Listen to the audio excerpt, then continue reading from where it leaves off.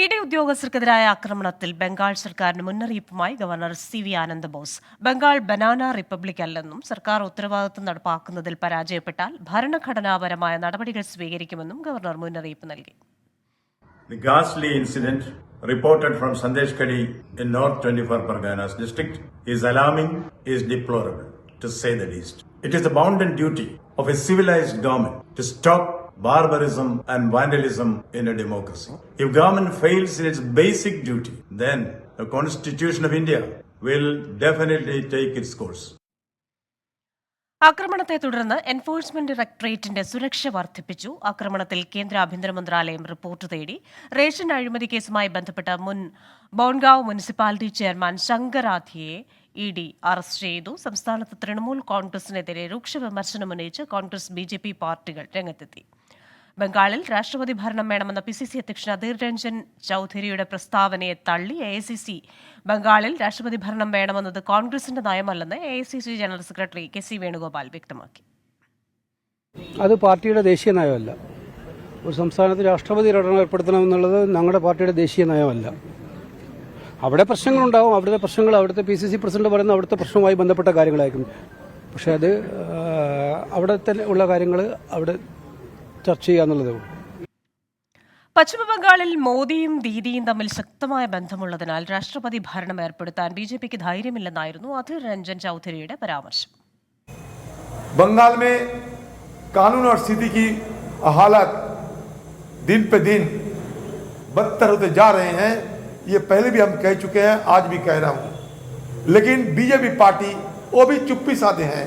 कुछ करने की उनका भी हिम्मत नहीं है, क्योंकि वो जानते हैं कि यहाँ आम लोगों के सामने भाषण देना आसान होते हैं, लेकिन मोदी जी को समझाना मुश्किल है.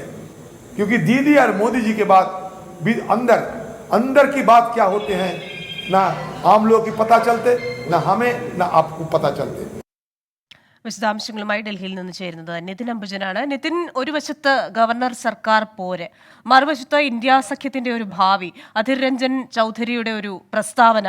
എന്നാൽ അത്തരത്തിലുള്ള കാര്യങ്ങൾ അവിടെ തന്നെ തീരുമാനിക്കേണ്ടതാണെന്ന വിയോജിപ്പുമായി KC വേണുഗോപാൽ. ഇക്കാര്യത്തിൽ കോൺഗ്രസിൽ ഒരു അഭിപ്രായ ഐക്യമില്ല. മറ്റൊന്ന്, ഇന്ത്യ സഖ്യത്തിൽ തൃണമൂൽ കോൺഗ്രസിന്റെ ഒരു ഭാവിയുമായി ബന്ധപ്പെട്ട് ഇത്തരം പരാമർശങ്ങൾ എത്രത്തോളം നിർണായകമാവും?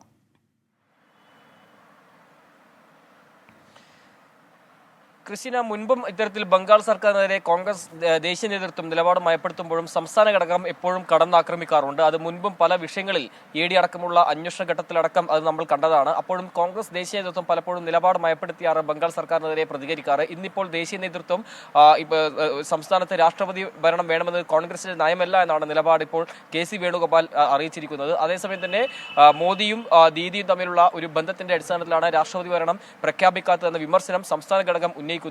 എന്തായാലും ഇപ്പോൾ ഇന്ത്യ സഖ്യത്തിന്റെ ചർച്ചകളടക്കം നടക്കുന്ന ഒരു പശ്ചാത്തലത്തിൽ, സീറ്റ് വിഭജനടക്കമുള്ള കാര്യങ്ങൾ ചർച്ചകൾ നടക്കുന്ന ഒരു പശ്ചാത്തലത്തിൽ കൂടിയാണ് കോൺഗ്രസ് ദേശീയ നേതൃത്വം ഈ വിഷയത്തിൽ നിലപാട് മയപ്പെടുത്തിക്കൊണ്ട് ഇപ്പോൾ പ്രതികരിച്ചിരിക്കുന്നത്. എന്തായാലും കോൺഗ്രസിന്റെ ഒരു ദേശീയ നയമല്ല സംസ്ഥാനത്ത് രാഷ്ട്രപതി ഭരണം വരുത്തുക എന്നത്. പക്ഷേ അതാത് സംസ്ഥാനങ്ങളിലെ സാഹചര്യം അനുസരിച്ചുകൊണ്ടാണ് PCCകൾ പ്രതികരിക്കുക എന്നാണ് ഇപ്പോൾ KC വേണുഗോപാൽ പ്രതികരിച്ചിരിക്കുന്നത്. ഇതൊരു രാഷ്ട്രീയ വിഷയമായി തന്നെ ഇതിനെ തന്നെ ഉയർന്നിട്ടുണ്ട്. കാരണം ED ഉദ്യോഗസ്ഥർ ആക്രമിക്കപ്പെടുന്ന ഒരു പക്ഷേ മുൻപ് തന്നെ നമ്മൾ കണ്ടിട്ടില്ല. പക്ഷേ CBI ഉൾപ്പെടെയുള്ള ഉദ്യോഗസ്ഥരടക്കം നേരത്തെയും ബംഗാളിൽ ഇത്തരത്തിൽ ആക്രമിക്കപ്പെട്ടിരുന്നു.